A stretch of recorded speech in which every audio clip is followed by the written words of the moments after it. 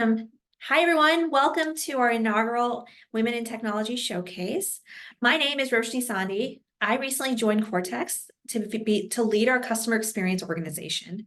I've been here for 2 months now, and a lot of folks have asked, why did I choose to join Cortex at this specific time? And I'm super excited to share a couple of those reasons for you.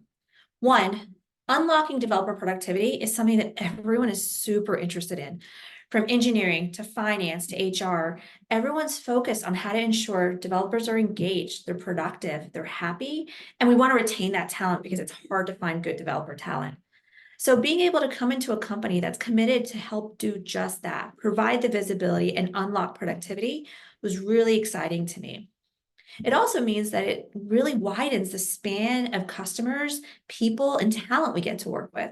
Because the words developer productivity aren't just focused on the engineering org, and because they touch different parts of finance, HR, et cetera, it now means that we have a new pool of talent that can come and really help us innovate, both as customers, as prospects, as part of the community, and as employees. And that also means that we're now able to interact with talent that doesn't necessarily have the 20 plus requisite years of experience that traditional software companies are looking for. We can now bring talent together that has a diverse background, some of which you'll hear today from our panelists that may not be the traditional engineering, computer science, et cetera. But that diverse background helps us problem solve in unique ways and see different perspectives. And that really translates and segues into the second reason I was super excited about Cortex is that at our core and in our values, we are really committed to having an environment that is inclusive, that is representative, and it allows other people with unique backgrounds, unique experiences to bring those forward.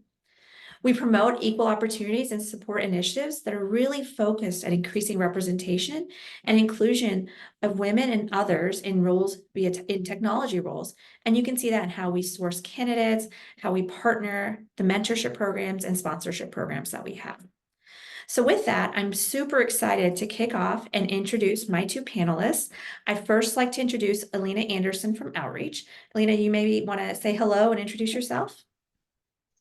Hi, I'm Alina. I'm super excited to be here and talk with you all, Victoria, Rashni, about a little bit about our journey. And I hope that you can leave this webinar with some inspiration and hope. I love that. And from our prep yesterday, I can certainly think that everyone will, because it gave me a lot to think about as well. And then Victoria, would you like to introduce yourself from Checkr? Yeah, Victoria, the SRE manager at Checkr. Yeah, I also, I've been in kind of the DevOps SRE infrastructure platform space my whole career, and I think it's super fascinating and it's an exciting place for women and to, in general, to improve diversity. It's very exciting to see that happening. So super excited to be here as well. Love it. Thank you both so much for joining and just taking time out of your day to participate with us today. As we jump into it, before I ask our panelists this question, I'd like to provide some insight into what drew me into engineering. So I actually have a background in chemical engineering, and I'll hate to ruin the surprise, but I didn't grow up as a little 5-year-old saying, I'm going to be a chemical engineer one day. I barely even knew what that was. But there was a critical moment for me in 7th grade, my 7th grade science teacher, and she had she sat down and was working with kids around science and math and actually asked me if I'd be interested in engineering camp for the summer. An engineering camp was 5 days a week at the local university in my hometown for about a month. And it introduced, a cross section of 7th graders to all the different types of engineering that were out there. So we had the ability to make aspirin and make soap, and that was like the introduction to chemical engineering. We built a radio, and that was our introduction to electrical and circuit engineering. We have a rock collection. I hate to tell you, I still have all those things 30 years later in my parents' home. But that's what started to really prompt my interest in engineering, coupled with, it's a field that allows you to always be highly curious, bring different problem solving techniques together, and really just figure out how things work. And that's something that I've always loved. Ever since that moment in 7th grade, all the way to my life today. And even though I'm not doing a traditional engineering job, those core qualities and things that I love to do, the problem solving, the innovation, is still something I do in my role today, as I'm leading, functional business organizations. But the other thing that's also really important to me is I'm a mom of two young kids. I have a 9-year-old boy and a 6-year-old girl. And for me, there are STEM moments that prompt curiosity and innovation and good questions in everyday things that we do. So of course, while we're building Legos, there's a lot of questions around that as we're doing puzzles. But to me, it's also when we're choosing to cook or bake a cake or go on a walk and look at the different rocks that are out there and the different bugs that are out there. Bugs aren't necessarily my favorite, but prompting those discussions, really engaging in that curiosity and talking through just various problem solving techniques when there might be one at hand is what really starts to craft that love of science and technology and starts to prompt those interests. So that's a little bit about me and how I, first got into engineering and why this topic is so important to me. But Victoria, I'd love to hear from you. What drew you into engineering in this technical field in the first place? Yeah, so I've always loved problem solving. Like I grew up loving, logic puzzles, loving strategy games and stuff like that. But I always felt really intimidated by engineering growing up. I felt like that wasn't really something that I had the knowledge or the ability to get into. And so I actually started when I went to college, I actually went for business. And so I started out in this business degree and I took this course on using Excel spreadsheets to do, accounting and stuff. And I loved it. I was like, oh, I love, writing all these formulas in the Excel spreadsheet. And so I decided to take a computer science class. And I had a TA and her name was Amber. And honestly, just seeing someone represent, women being amazing and successful in engineering and how, strong and powerful she was. And she really gave me the confidence that I needed to just to make to decide to make that change. And so I changed my major to computer science and got into engineering because of her. And I've been loving it ever since. Oh, I think that's so great. I hope that either Amber is tuned in or you let her know that she had such a critical moment in your career, in your life. Alina, I know that your background is not your traditional engineering background. Do you want to talk a little bit and share with the crowd of how you got to where you are today? Yeah, absolutely. I found engineering a little bit later in life. I didn't have the opportunity or the mentorship to even know that STEM was an option. So I floundered around a bit in my 20s, doing a lot of different, which now I really appreciate in my role. But at the time, it felt like I hadn't quite found where I fit. And so I made an intentional career transition into the technology industry. So I was looking at transferable skills, where could I kind of fit in within an organization and add value, and that ended up being through the finance organization. And then pretty quickly, I would say within a year, I realized that engineers were my people. And it was just sort of like, oh my gosh, yes. I finally sort of figured out where I fit in that. And so I've spent many years, not just engineers, but we go even deeper to the platform space where I really love the platform backend space, and I find that it's a unique space, and I really enjoy it. And now it's hard to imagine, um, like that's my niche in engineering. I love it. One of the things I'm going to remember from today is you saying, I found my people is so great. And it is such a Yeah, wonderful feeling as you're trying to navigate what the right career is and getting that feeling is priceless. And it's something that you don't know you're looking for until you've actually found it and you totally. really tap into it. So, maybe Alina, I'd love to start with you. Are there any particular trends or practices or technologies that are really compelling to you right now? I know everyone's on the generative AI train, so if that's where you are, that's okay to say, but curious what else you're thinking about. Yeah, it's from my seat, what I am observing, I work with a lot of third-party vendors. I work with a lot of large initiatives within organizations, and companies, engineering orgs, product engineering orgs are trying to do more with less. Mhm. Fewer people, don't necessarily have the luxury of like central PMOs or lots of really fancy tooling. And so I think that a lot of this comes down to how do we become more efficient and get work done, higher quality work faster. And you can, I think a lot of different tools, a lot of different companies are trying to solve this in different ways, and there is no magic bullet answer. And so I think that's where like tools like Cortex are really interesting to me right now, because you sort of have this like central hub of activity, and how do you make sure the left hand's talking to the right hand so that we can be competitive when we have a smaller workforce or remote workforce, that kind of thing. Yeah, as you were saying that, I was thinking about that remote workforce. Traditionally 10, 15, 20 years ago when we were in the same office, it was very easy to know what the left hand and the right hand were doing. But now we're so distributed, working various time zones and on very flexible schedules. So that does bring as much as the flexibility is great, it does bring that unique challenge of Yeah, silo. and when every organization has, 20 third-party tools that they're doing various purpose-built workflows, automations and things, how do they all communicate together and roll up to cohesive? And maybe you don't have system administrators for everything. So like it just ends up being this very interesting problem. I agree. Victoria, what's top of mind for you? Yeah, I think what I'm kind of the most interested in and enjoying right now is really this trend of platformization, of kind of trying to understand. I really think it's fascinating. How do we solve the problem of how do we get from an idea to a product that's in front of the customer as quickly as possible? And kind of understanding like the right amount of abstraction for software engineers working with infrastructure, working with observability, like things that need to happen on the back end. How do they get the right amount of information of that without actually having to manage infrastructure themselves? How do you make sure that they have the understanding that they need without like overwhelming them with having to write Terraform, for example? I think that's just a really fascinating problem to solve. And I think tools, yeah, like Cortex help with that, as well as, different practices that we can do and kind of figuring out, thinking about golden paths, thinking about the way that we communicate to our internal customers, which are, software developers, is a really, really interesting thing to think about. And I'm excited to see more of where that goes in the industry. So, given that platformization is something that you're super interested and keen on right now, Victoria, what's some advice that you would give to a newcomer who may feel the same way and want to succeed in the DevOps platform SRE space?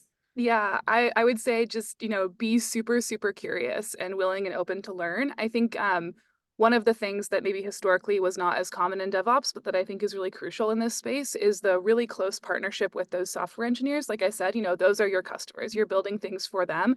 Yes, you have to be reliable and available for your end users and customers, but really those internal customers, like what do they need? What are they trying to do? What problems are they facing? So, just getting really curious and talking to people in different parts of the business, also outside of engineering. I always find that I learn a lot about how I can do my job better by just getting really curious about what problems other people are facing.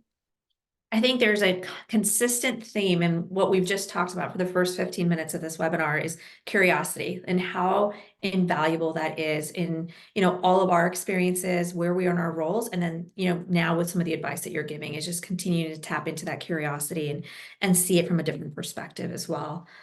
So as we start to think about, being a leader in technology, Alina, I would love to hear what is the most motivational part of your role? Like what gets you excited to log in every morning, day in, day out, and would love to just hear from you.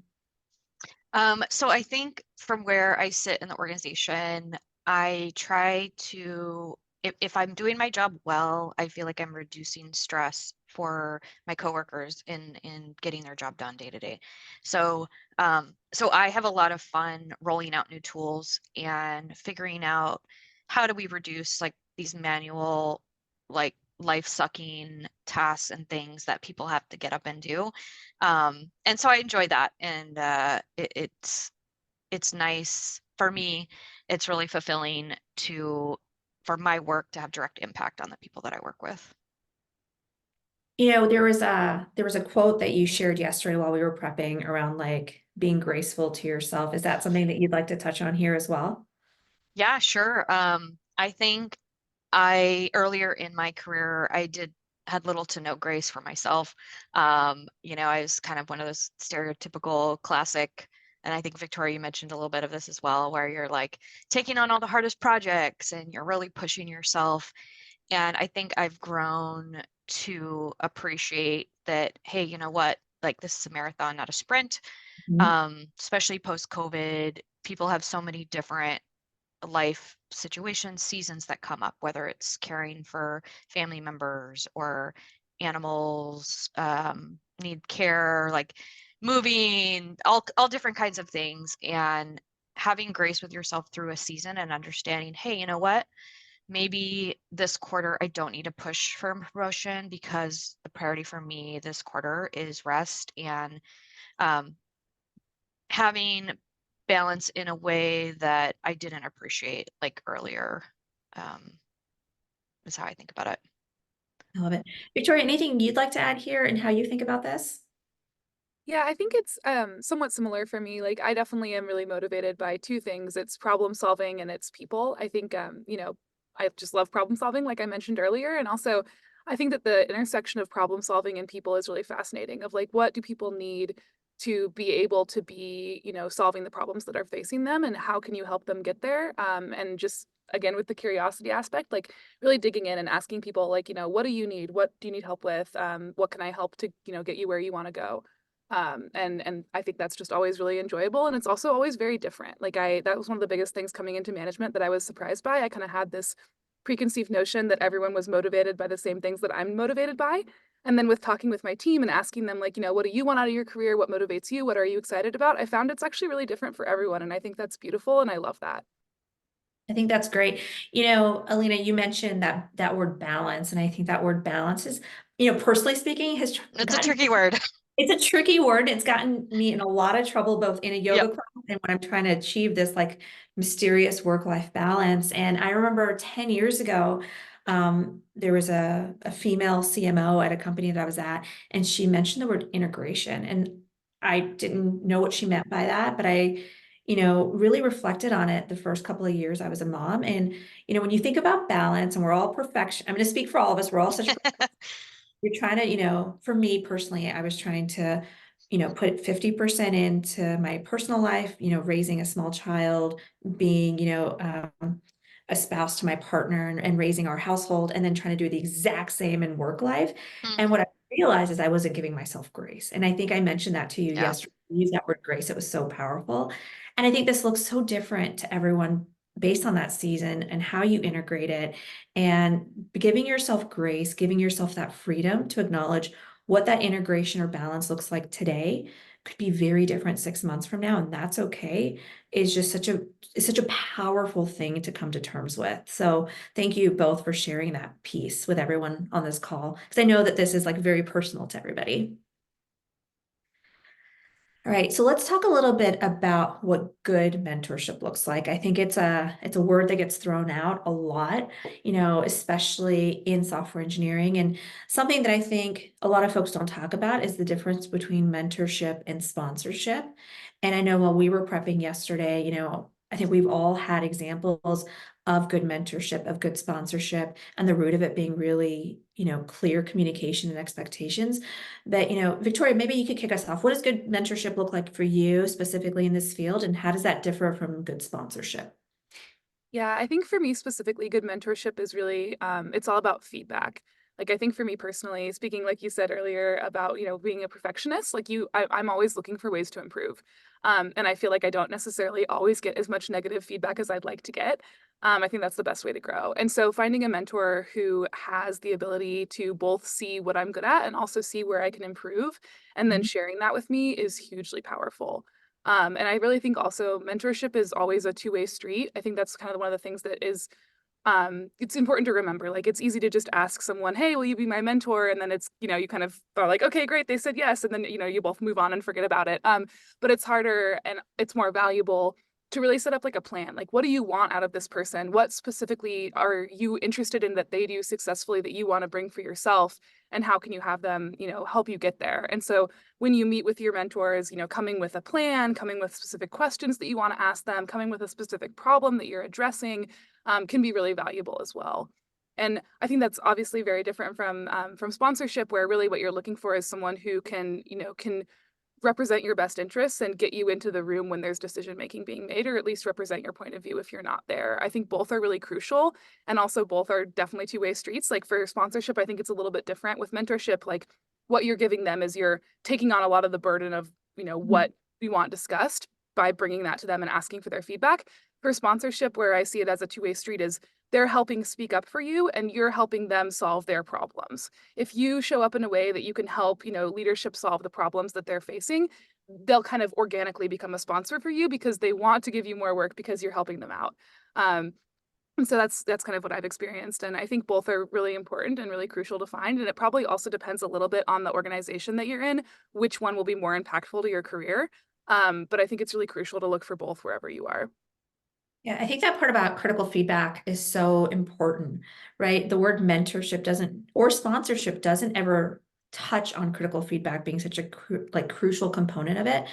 Personally, if I think of some of my best sponsors, they were also the ones that had really critical feedback for me and helped me grow in that way because they were able to recognize, a skill set, a quality, a strength that maybe I didn't recognize just yet or hadn't tapped into. So the critical feedback helped tap into that, and then they could, advocate for me and also give me more work, which was always a good way to grow.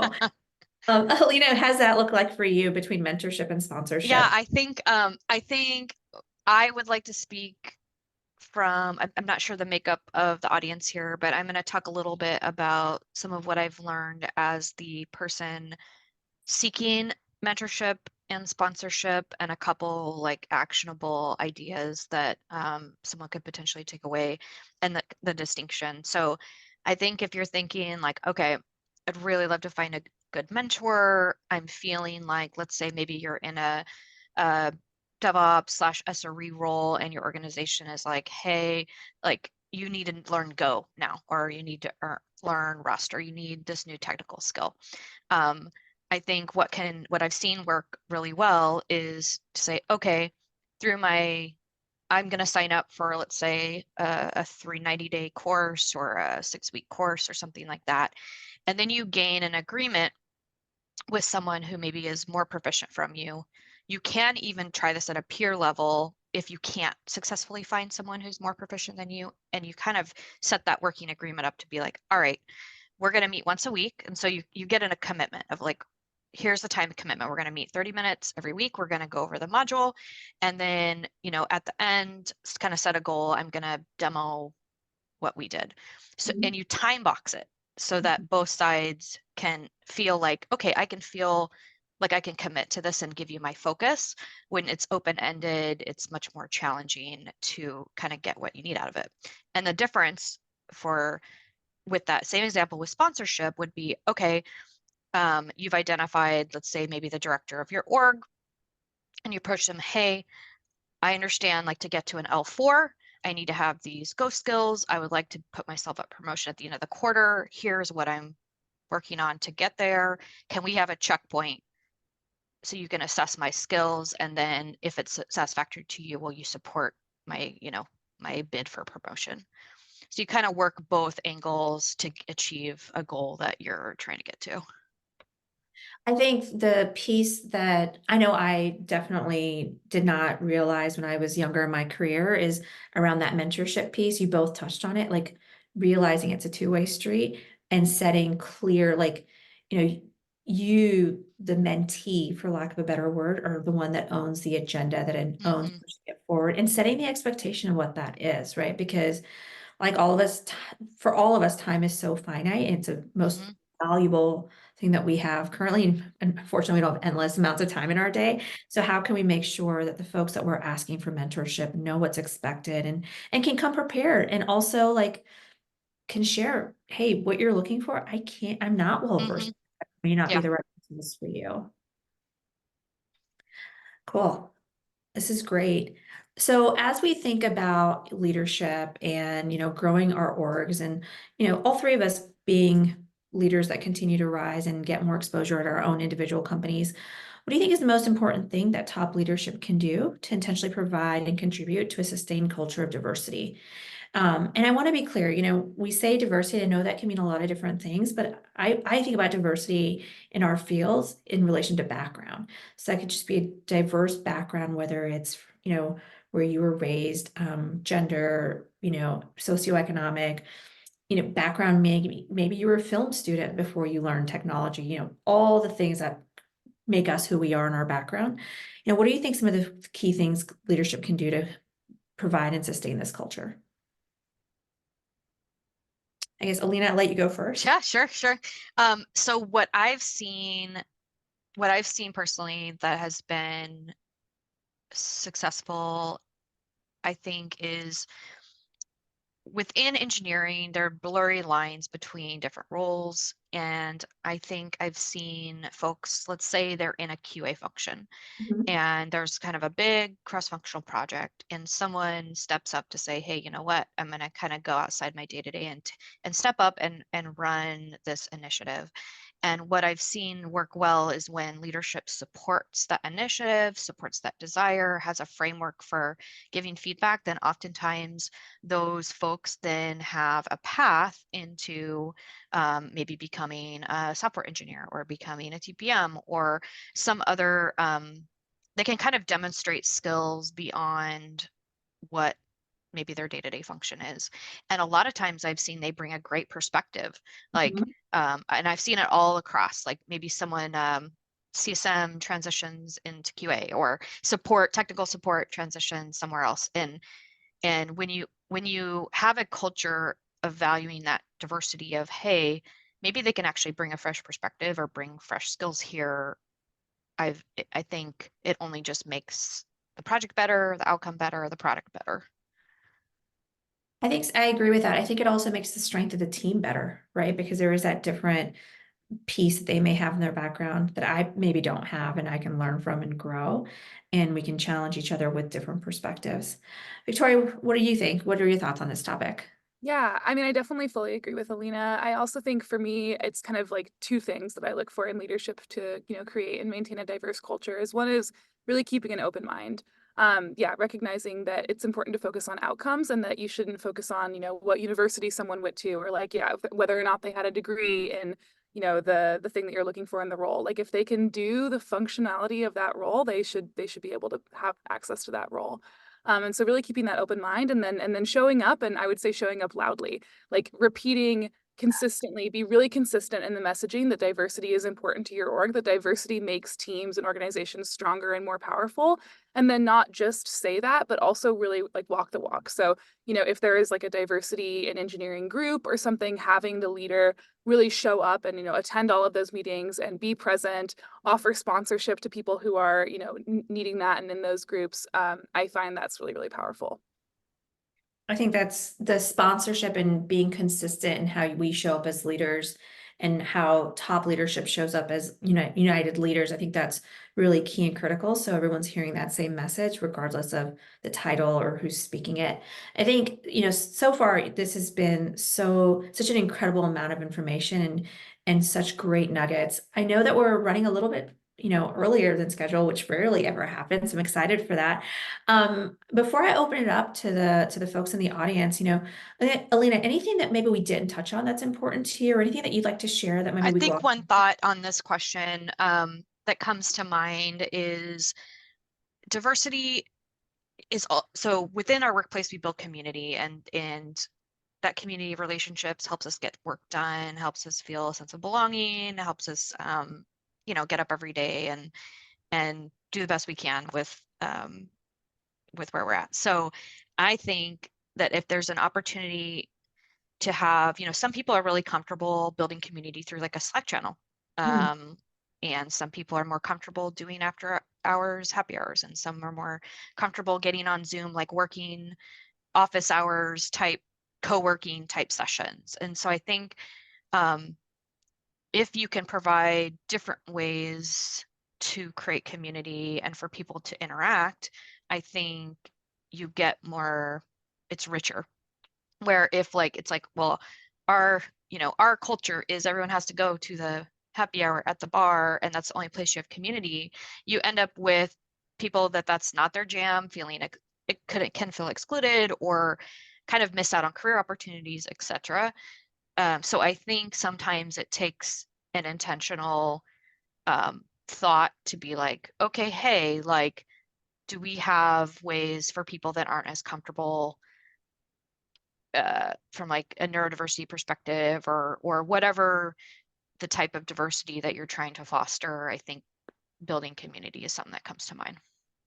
I think that's, as you were saying that, I was thinking about our various Slack communities here at Cortex and just the various ways people like to get together. And my favorite Slack channel is actually our New York Times game Slack channel where folks will like post Fun. the portal and there are many, because it's also allows me to do it at my own time, which is usually I'm doing it with my coffee at like 8 a.m. and I can throw it on there when I want, or I can do it at 10 p.m. and throw it on there, right? And when I think about that channel being my favorite, I also just recognize that that's what I still do with two of my old coworkers. Like every morning at 9 a.m., one of us sends it out, and then that prompts the other one to do it. And that sense of community, you don't have to speak to them every day. You're not working on the same projects every day, but it's just like a fun thing to do and get to know each other and, have some competitive spirit as well if someone does it faster than the other person. I think, thank you for sharing that. I think that that's something that's easy to also forget the value of when we're in this back-to-back Zoom world that we're all in, is to take a beat, think about, having intentional community, asking that intentional, how are you? And finding that moment to connect. Like that goes such a long way, and just engagement and overall happiness for both you and the person or group of people you're doing it with.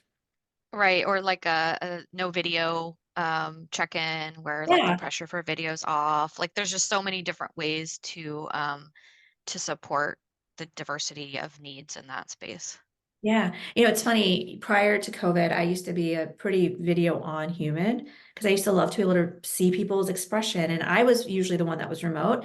But to me now, the walking one-on-one is Mm. my favorite as we're getting into spring, to be able to get outside, get some vitamin D and burn a couple of Are you an calories. extrovert, Roshni? I'm like an introverted extrovert, I Okay. think, on the day. Why is it that obvious? No, I there's no like right or there's just such a diversity in the perspectives on what energizes you or excites you. And for some people it's like, can we not go on the walking one-on-one, or like can we just do it async in Slack? It's finding what works on both sides, right? Like I think Yeah. that's our job as leaders is I might love the walking one-on-one and you might hate it. So we find something that works for both of us. Yes. Productive. Victoria, anything that maybe we didn't touch on or we breezed past that you'd like to bring up in our few minutes here before we open it up to the audience? Yeah, I mean, I think just retouching on that community sense, I think, I don't know, like thinking about going back to the question of like, what would I recommend for someone who's wanting to get into this space? It really is like build your community. The people, this is, it seems like there's a lot of people in this industry, but really it's not as big as it seems. And like getting to know people and having them, be sponsors, be mentors, and really just remembering to reach out. And exactly like you said, just even if it's just sharing the Wordle or like sharing a movie that you enjoyed watching or something like that, just kind of build organic connection with people everywhere that you go and try and stay in touch with the people that were inspiring for you, because those people who inspired you, they can continue to be good mentors, good sponsors, and good inspiration for you going forward. So, stay in contact with them and really, appreciate that sense of community. Thank you both so much.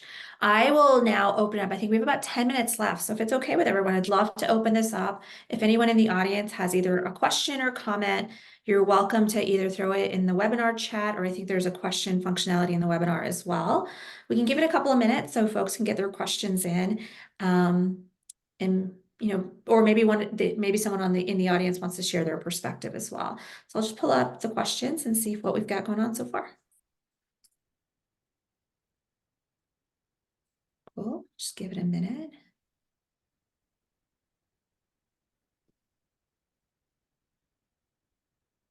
I guess maybe I'll ask like a impromptu question, and I won't direct it to either of you individually, but whoever wants to answer first can do it.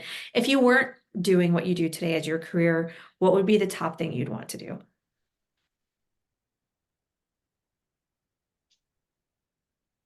Oh man, that's a tough question. Depends on the day. Yeah, sure.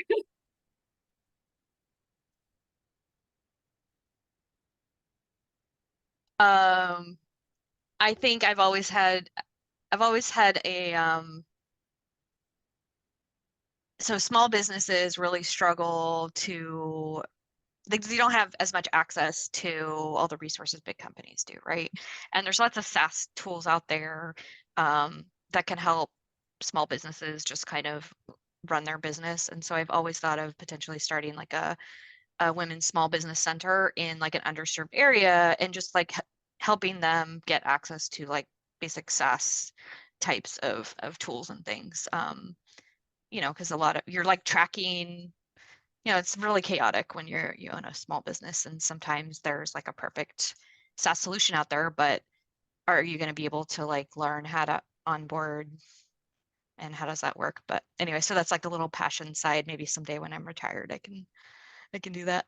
Well, I will invest in that any day. So and I know a thing or two about SaaS technologies. Call me up when you're ready. Victoria, what did you do?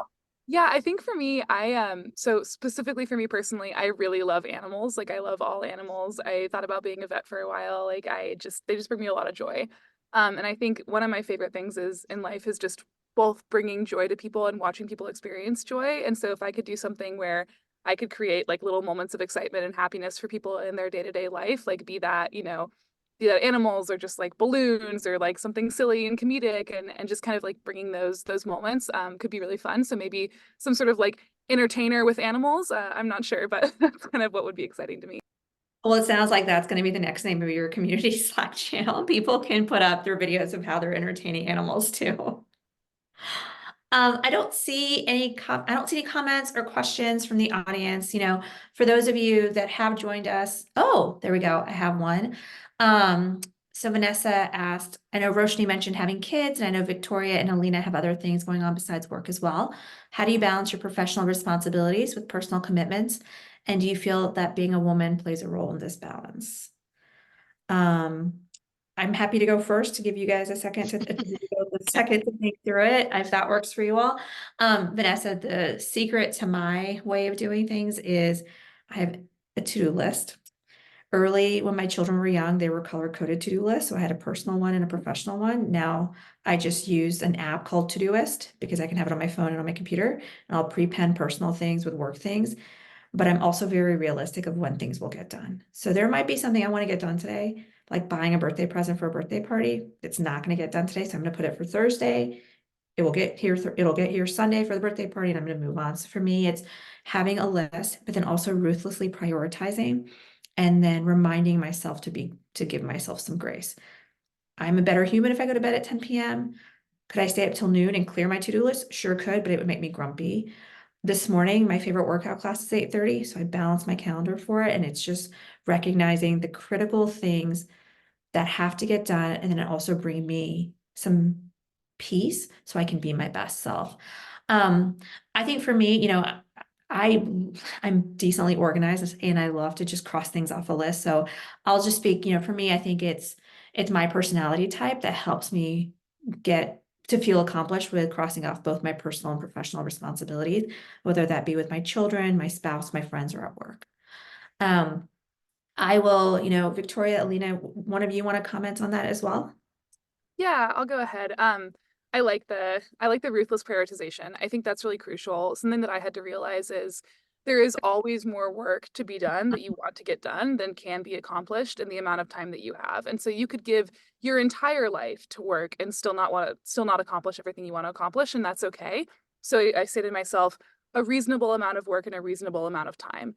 And that's really important to remember. And it is hard to strike that balance. Something that I do personally is I actually schedule time for the things in my life and my personal life that I want to accomplish. So like I have a date night that I do with my fiance every week, and I make sure that's scheduled on the calendar, and I schedule time for working out, and I schedule time for seeing my friends and family.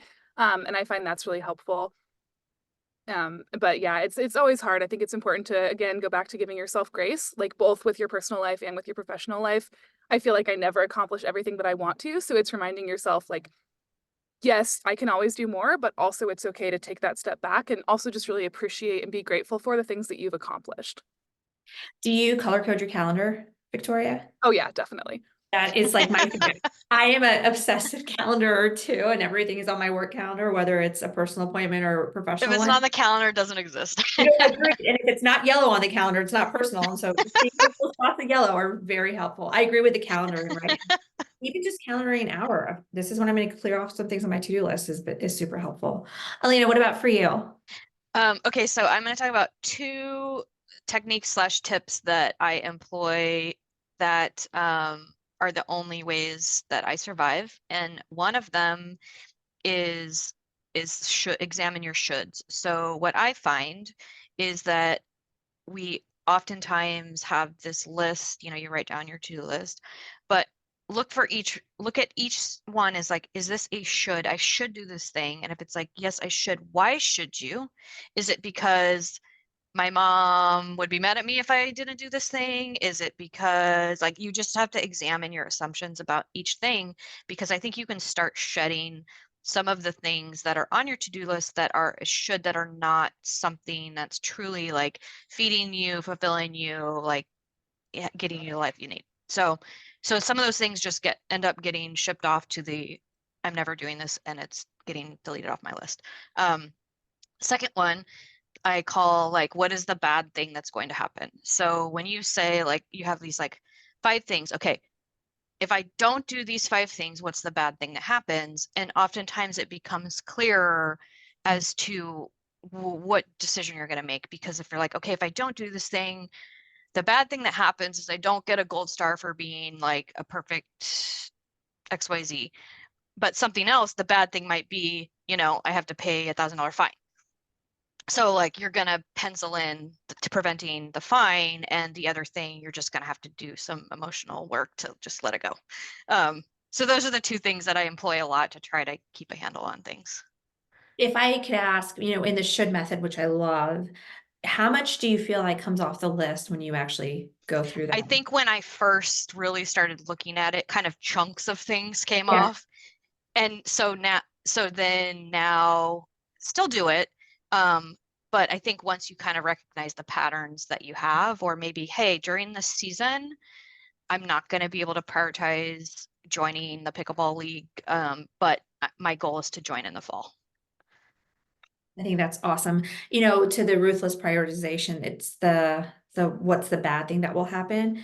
And then from a work perspective, it's like, okay, what are my 90-day OKRs?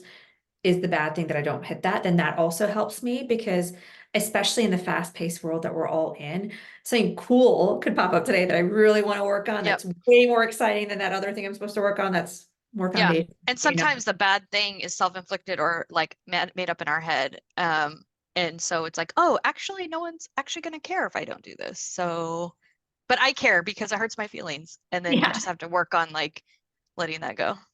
The gold star piece really like hit home to me, because I'm a gold star collector. So when you said it, I definitely was like, I need to get better about this. And I think this is a great question for us to end on. So Molly shares that she finds that women bring unique perspectives and skills to the workforce. What is your Wonder Woman superpower? Anyone want to volunteer to go first? I'll volunteer. I love this question. So thank you, Molly. I think for me personally, and this is something I've gotten feedback on from like every time that I've been promoted and from multiple people that I've reported to. And it's like for me, it's the energy that I bring to the workplace. Like when I get excited about something, I get really excited about it. And that excitement spreads to the people around me, and I can build that enthusiasm and that positivity. And so even when there's always a balance to strike. You don't want to be someone just being positive when it's not realistic to be positive, but when you can be genuinely enthusiastic about something and spread that enthusiasm, throughout your team and throughout the org, I find that's hugely powerful to making people happier, and then also improving productivity, and also for myself as well. I love that. And I think in the 2 months I've had the opportunity to get to know you as a customer, I think in my time being here, I think I would 100% agree with that. Like you were always bringing a good amount of energy, even if that energy is in the form of urgency or, transparency, it's always there, and we all want to work together. Alina, would you like to go next? Sure. Uh, I think maybe it's in my role as a TPM, I find myself, if you've read or familiar with any of the TPM lore and the thought leaders, there's kind of 3 different personas of TPMs, and one of them is called like a SWAT, like SWAT team kind of thing. And I find that no matter what, I always end up sort of being employed as like a SWAT Hmm. kind of TPM. So it essentially is okay, there's this hard problem that no one can figure out what the heck to do, this next steps, and it's like, hey, just have Alina go like chew on it for a little bit and like figure out the next steps on it. So I think there's an element of not necessarily being intimidated by a hard problem and just being willing to be like, all right, well, let's just like kind of get in there and see what we got. That also rings true with getting to know you through the team of just creativity and rolling up your sleeves and figuring it out. I love that. I think for mine, as I think through mine, Wonder Woman is like normal woman by day, and then she has this disguise by night. Mine is that there is no disguise. What you see is what you get, whether it's a highly, if it's a work situation that's super exciting, if it's a work situation that's super stressful, if it's a personal situation that, is either is stressful or not. Like, I come in, I want to hear some facts, I want to look at some data, and I want to figure out a solution together. But it's very, like, to me, it's just bringing my authentic self and being, and then my love for problem solving in every instance that I'm at. So there is no Wonder Woman lasso here as part of my disguise. It's just what you see is what you get. Awesome. I think this was great. I just want to thank everyone that joined from our audience and just for their engagement, their questions. You will be getting a copy of the webinar in a little bit to the email that you registered with. And to Victoria and to Alina, I just want to thank you so much on, from my side, as well as on behalf of Cortex, for taking the time to share your experiences and being just so open and vulnerable with everyone here. So thank you so much. I hope we get to do another one of these again, if not, hopefully before next year, but definitely next year for Women's History Month again. Thank you so much. Sounds great. Thank you so much. Yeah, thank you.